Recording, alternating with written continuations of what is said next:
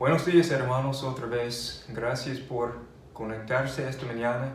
Estoy muy emocionado de estar aquí con ustedes. Y otra vez, muchas gracias. Por favor, abren sus Biblias a Jueces capítulo 7. Jueces 7. En nuestro estudio de Jueces, estamos aprendiendo de Jesús es nuestro juez, nuestro rey y nuestro salvador. Y yo creo que el autor de Jueces quería que los israelitas conocieran bien su historia, que ellos comprendieran su necesidad de un líder, un rey piadoso, pero también que ellos reconocieran la fidelidad de Dios. Y voy a leer Jueces 7, y creo que ustedes saben, es un relato bien conocido. Entonces, Jueces capítulo 7. Jerobaal, es decir, Gedeón, se levantó temprano y todo el pueblo que estaba con él, y acamparon junto a la fuente de Arod. El campamento de Madián estaba al norte de ellos, cerca de la colina de More, en el valle. Y el Señor dijo a Gedeón: el pueblo que está contigo es demasiado numeroso para que yo entregue a Madián en sus manos. No sea que Israel se vuelva orgulloso y diga: mi propia fortaleza me ha librado. Ahora pues, proclama a oídos del pueblo: cualquiera que tenga miedo y tiemble, que regrese y se vaya del monte Galaad. Y 22,000 personas regresaron, pero quedaron 10,000. Entonces el Señor dijo a Gedeón: todavía el pueblo es demasiado numeroso. Hazlos bajar al agua y allí te los proveeré. Y será que de quien yo te diga: este irá contigo, ese irá contigo. Pero todo aquel de quien yo te diga: este no irá contigo, ese no irá. E hizo bajar el pueblo al agua. Y el Señor dijo a Gedeón: pondrás a un lado a todo aquel que lame el agua con su lengua, como lame el perro, y a todo el que se arrodilla para beber. Y fue el número de los que lamieron, poniendo la mano a su boca, 300 hombres. Pero todo el resto del pueblo se arrodilló para beber. Versículo 7. El Señor dijo entonces a Gedeón: los salvaré con los 300 hombres que lamieren el agua y entregaré a los madianitas en tus manos. Que todos los demás del pueblo se vayan, cada uno a su casa. Y los 300 hombres tomaron en sus manos las provisiones del pueblo y sus trompetas. Y Gedeón envió a todos los demás hombres de Israel, cada uno a su tienda, pero retuvo a los 300 hombres. El campamento de Madián le quedaba abajo en el valle. Aquella misma noche, el Señor le dijo a Gedeón: levántate, desciende contra el campamento, porque lo he entregado en tus manos. Pero si tienes temor de descender, baja al campamento con tu criado fuera, y oirás lo que dicen. Entonces tus manos serán fortalecidas para descender contra el campamento. Y descendió con su criada fuera hasta los puestos avanzados del ejército que estaban en el campamento. Los madianitas, los amalecitas y todos los hijos del oriente estaban recostados en el valle, numerosos como langostas, y sus camellos eran innumerables, tan numerosos como la arena a la orilla del mar. Cuando Gedeón llegó allí, un hombre estaba contando un sueño a su amigo. Escuchen, tuve un sueño. Un pan de cebada iba rodando hasta el campamento de Madián, y llegó hasta la tienda y la golpeó de manera que cayó, y la volcó de arriba abajo, y la tienda quedó extendida. Su amigo le respondió: Esto no es otra cosa que la espada de Gedeón, hijo de Joás, varón de Israel. Dios ha entregado en su mano a Madián y a todo el campamento. Versículo 15. Cuando Gedeón oyó el relato del sueño y su interpretación, se inclinó y adoró. Volvió al campamento de Israel y dijo: Levántense, porque el Señor ha entregado en manos de ustedes el campamento de Madián. Y dividió los 300 hombres en 3 compañías, y puso trompetas y cántaros vacíos en las manos de todos ellos, con antorchas dentro de los cántaros. Mírenme, les dijo, y hagan lo mismo que yo. Y cuando yo llegué a las afueras del campamento, como yo haga, así harán ustedes. Cuando yo y todos los que estén conmigo toquemos la trompeta, entonces también ustedes tocarán las trompetas alrededor de todo el campamento y digan: por el Señor y por Gedeón. Versículo 19. Gedeón llegó con los 100 hombres que estaban con él a las afueras del campamento, al principio de la guardia de medianoche, cuando apenas habían apostado la guardia. Entonces tocarán las trompetas y rompieran los cántaros que tenían en las manos. Cuando las 3 compañías tocaran las trompetas, rompieran los cántaros, y sosteniendo las antorchas en la mano izquierda y las trompetas en la mano derecha para tocarlas, gritaron: la espada del Señor y de Gedeón. Cada uno se mantuvo en su lugar alrededor del campamento, y todo el ejército de los madianitas echó a correr gritando mientras huían.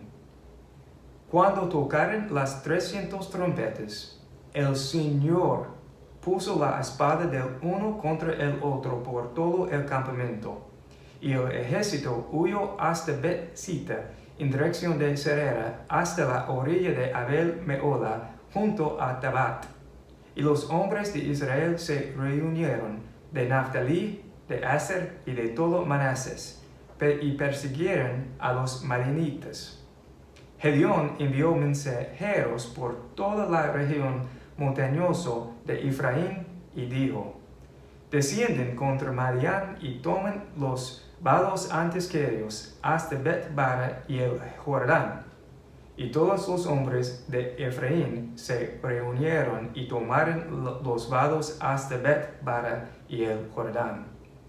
Y capturaron a los 2 jefes de Madián, Oreb y Zeeb.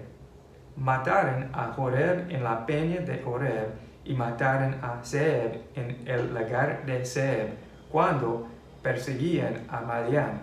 Y le llevaron a Gedeón las cabezas de Oreb y Zeeb del otro lado del Jordán. Hermanos, porque este relato es bien conocido, no creo que sea necesario contarlo de nuevo esta mañana. Pues Jueces es un libro histórico, y debido al tipo de literatura que es, hay que recordar que este libro es descriptivo y no es prescriptivo. Por ejemplo, de este capítulo no nos enseña cómo usar las trompetas en nuestras batallas espirituales. Es un relato descriptivo. Sin embargo, contiene muchas aplicaciones para ayudarnos en nuestro camino con el Señor. Y sabemos que todo el Antiguo Testamento nos ayuda en nuestra vida espiritual.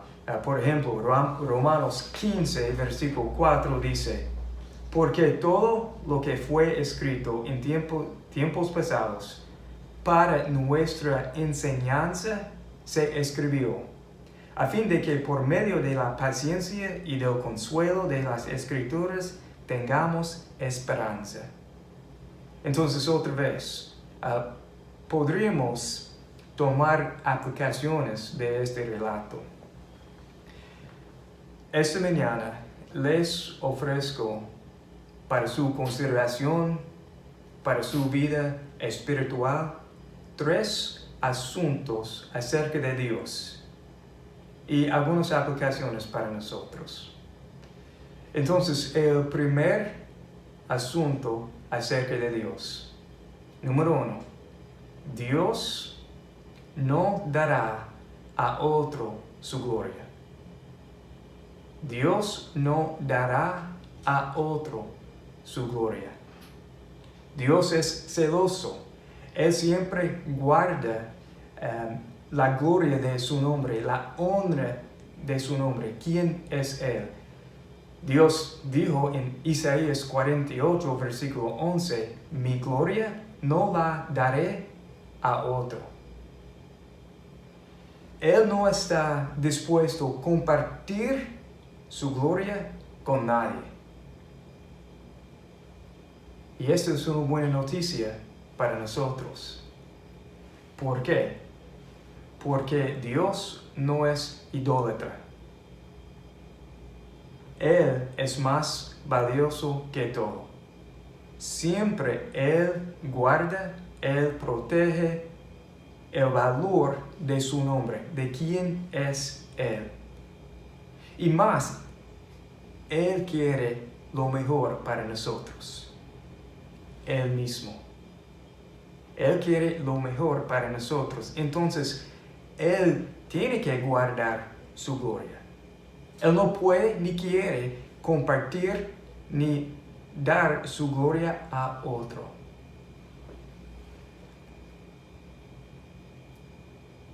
Pero el problema que tenemos a veces es que queremos robar a Dios de su gloria. Y se expresa de maneras como, mírame, yo hice esto o eso. O expresa como no pensar en Dios. O no darle a Dios las gracias. O quizás vivir como si no hay ningún Dios.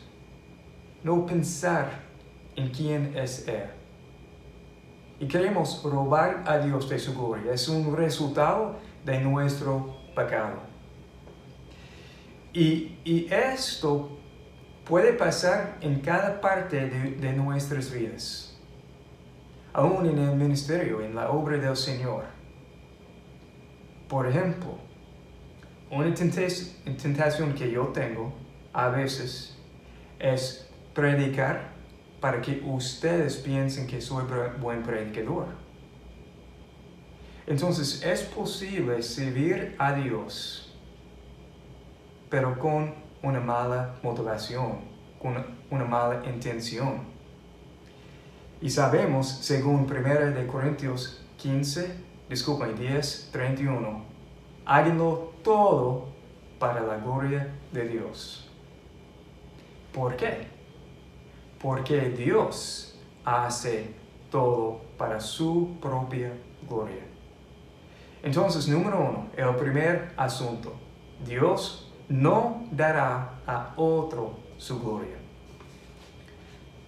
Vemos este en versículo 2 de Jueces capítulo 7. Número 2, el segundo asunto acerca de Dios. En versículo 7, Dios es quien nos libra, nos salva y nos ayuda. En Jueces 7, la batalla fue de Dios, suya batalla. Nuestras batallas espirituales es suyas. Nuestros problemas que tenemos son suyos, los problemas de Dios. Hermanos, por favor, piensen en las circunstancias de su vida, hoy, pero también en el pasado. Piensen en sus circunstancias un momento. ¿Cuántas veces nos ha ayudado Dios? Muchas veces, ¿sí? siempre Él nos ayuda. Y a veces dudamos que Él es capaz de hacerlo otra vez. Pero siempre Él es quien nos salva, nos libra y nos ayuda. Y si no es en una manera que queremos, todavía su plan es perfecto y bueno. Y Él va a ayudarnos en cada circunstancia que tenemos en nuestras vidas. Entonces, el primer asunto, Dios no dará a otro su gloria. Pero número 2, Dios es quien nos libra, nos salva y nos ayuda. Y el tercer asunto acerca de Dios, Dios no esconde su voluntad de nosotros. Podemos aprender esto del versículo 9 de Jueces capítulo 7. Dios no esconde su voluntad de nosotros. Ahora, es posible, es probable que no siempre sepamos todos los detalles de sus planes, de su voluntad. Sin embargo, sabemos bastante para obedecerlo y confiar en Él. Él no quiere que estemos en la oscuridad. Él quiere que sepamos su voluntad.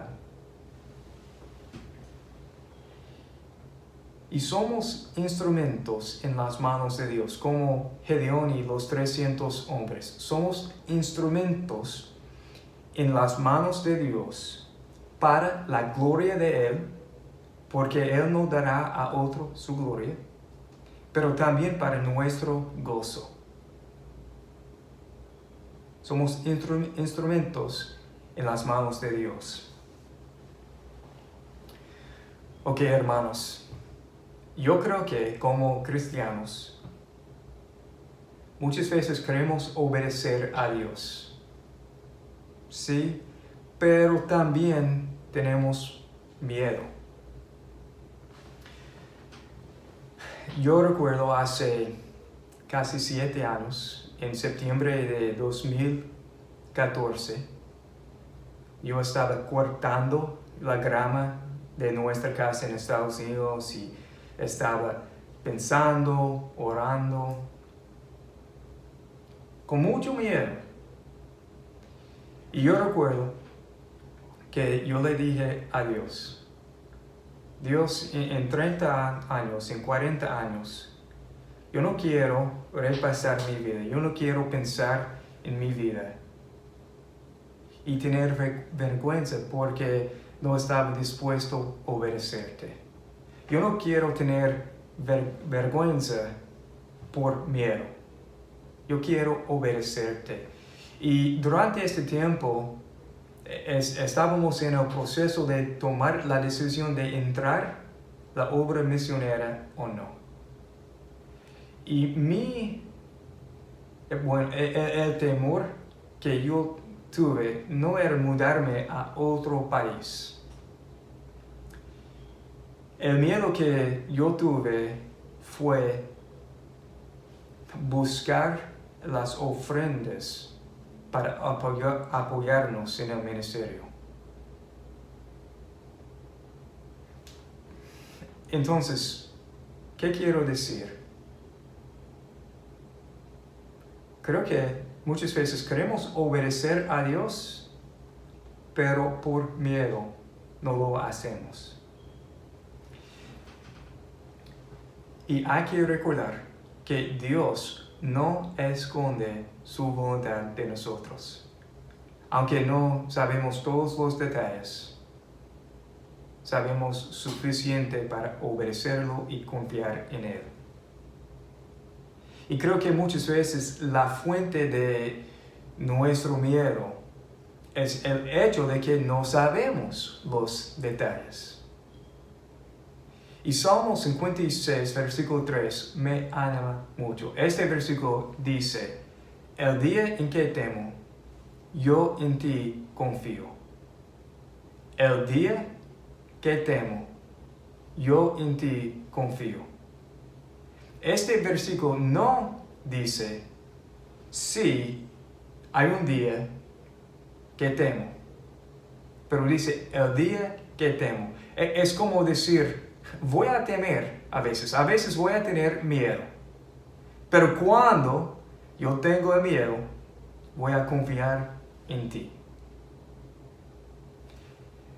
Entonces, es una parte de ser humano tener miedo, pero podemos confiar en Dios.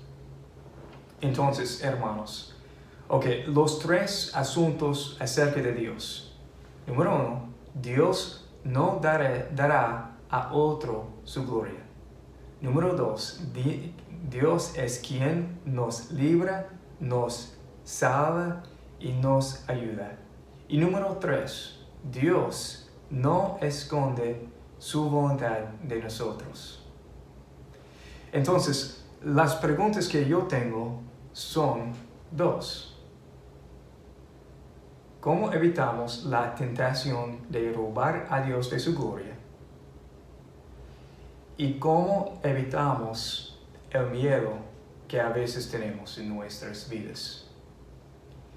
Y creo que la respuesta a las 2 preguntas son la misma. Confiar en Dios. Para evitar la tentación de robar a Dios de su gloria y para evitar la tentación de temer, la respuesta es confiar en Dios. Pero, ¿cómo?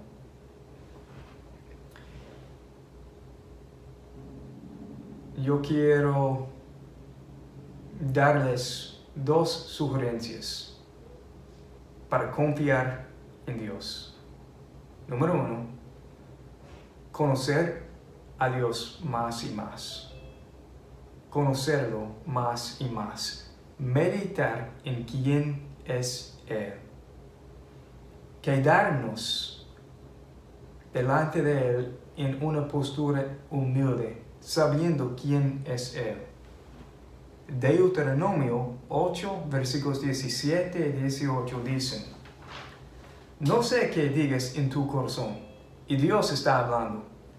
No sé qué digas en tu corazón, mi poder y la fuerza de mi mano me han producido esta riqueza.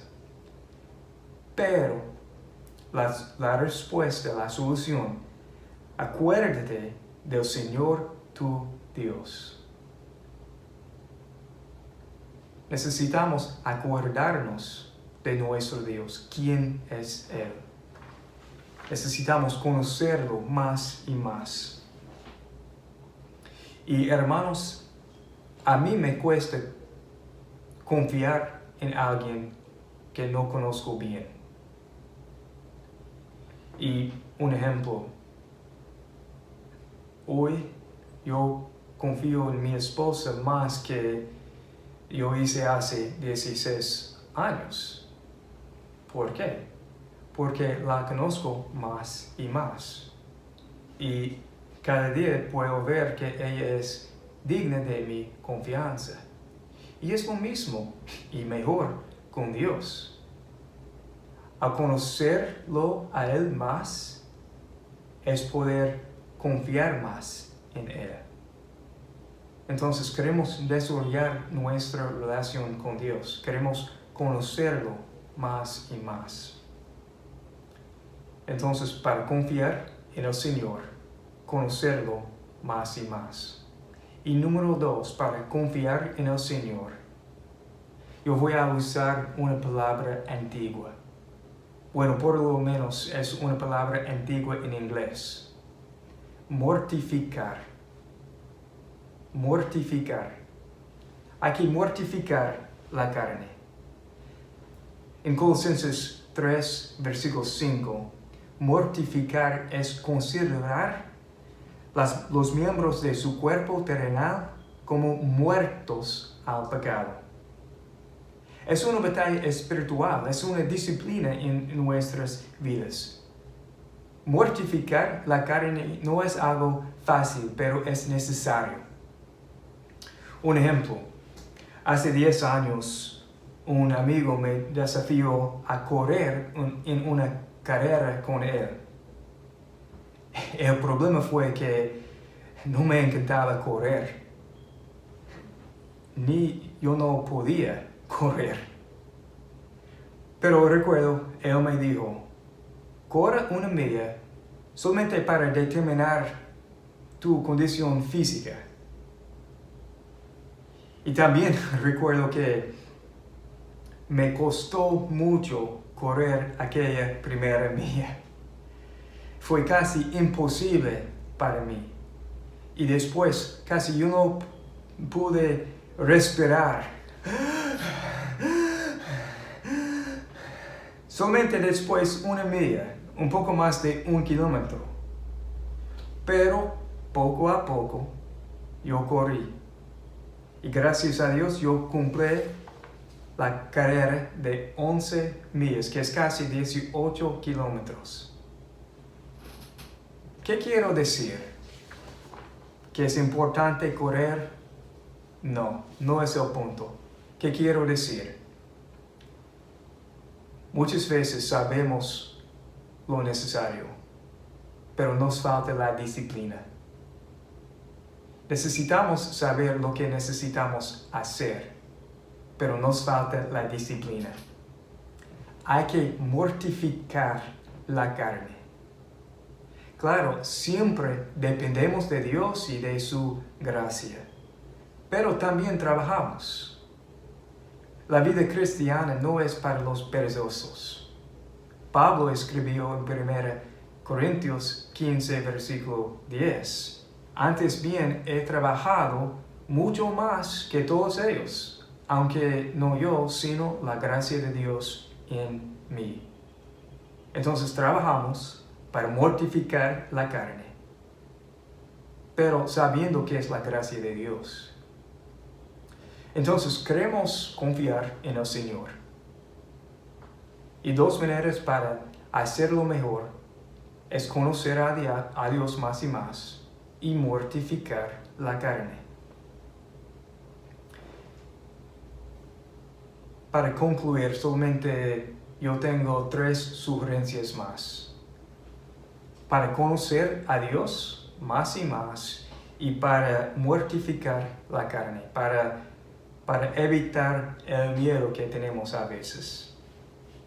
Número 1, me ayuda a pasar tiempo solo con Dios. Pasar tiempo solo con Dios. Yo trato de hacerlo cada día. Y trato de hacerlo en un lugar sin ruido, sin celular, sin distracciones. Solamente yo, Dios, mi Biblia y un cuaderno. Pero yo necesito tiempo solo con Dios para conocerlo más y más, para mortificar la carne, para crecer en mi relación con Dios, para saber que no tiene sentido robar a Dios de su gloria, para saber que es mejor darle la gloria a Él, para saber que también dar la gloria a Dios es la manera para recibir gozo en mi vida, para saber que no es necesario tener miedo. ¿Por qué? Porque Él me ama, porque Él está en control, porque Él conoce cada situación, cada circunstancia de mi vida. Y Él es capaz de librarme, salvarme, ayudarme. Todo para conocer a Dios más. Pasar tiempo solo con Dios. Número 2, para conocer a Dios mejor y para mortificar la carne. Número 2, escribir en un cuaderno. escribir en un cuaderno. Yo escribo lo que aprendiendo del texto que yo leo en la Biblia, pero también escribo sobre las obras de Dios en mi vida, para acordarme de su fidelidad. Yo recuerdo hace, 16 años, 15 años, en 2006, mi papá murió. Y los 6 meses antes de la muerte de él, yo escribí muchas cosas, muchas oraciones, muchas peticiones en un cuaderno. Y todavía hoy yo puedo leer las notas y ver la fidelidad de Dios durante un tiempo muy difícil para nosotros como una familia. Dios es fiel. Pero lamentable muchas veces no recordamos la fidelidad de Dios. Entonces, solamente una sugerencia me ayuda a escribir en un cuaderno. Y número 3, para conocer a Dios más y más y para mortificar la carne, me ayuda a tener algunos versículos como espada para pelear contra la tentación en cualquier momento. Me ayuda a tener 5, 6, 7, 10 versículos en la mente que yo puedo usar en cualquier momento cuando yo tengo una tentación, cuando yo quiero robar a Dios de su gloria, cuando yo tengo miedo. Por ejemplo, un versículo es Salmo 56, versículo 3. El día que temo, yo en ti confío. Y yo tengo más, pero lamentable es siempre pienso en los versículos en inglés, pero yo pienso en Salmo 119, versículo 165. Yo pienso en Isaías 26, versículo 3, en Lamentations, discúlpeme, 3, 23 y 22, 23. Y otros versículos que podríamos usar en cualquier momento para ayudarnos en la tentación.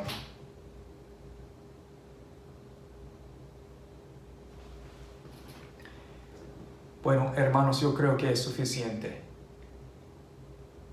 Dios no dará a otro su gloria, pero Él es quien nos libra, nos salva y nos ayuda. Y Él no quiere esconder su voluntad de nosotros. Y la clave para nosotros es confiar en Él. Y para confiar en Él, necesitamos conocerlo mejor y mortificar la carne. Entonces necesitamos pasar tiempo solo con Dios. Oremos. Dios, gracias por este tiempo. Gracias por tu fidelidad. Sabemos que dependemos de tu gracia. Gracias por tu amor, tu misericordia y otra vez por tu fidelidad. Queremos conocerte más. Creo que también queremos mortificar la carne.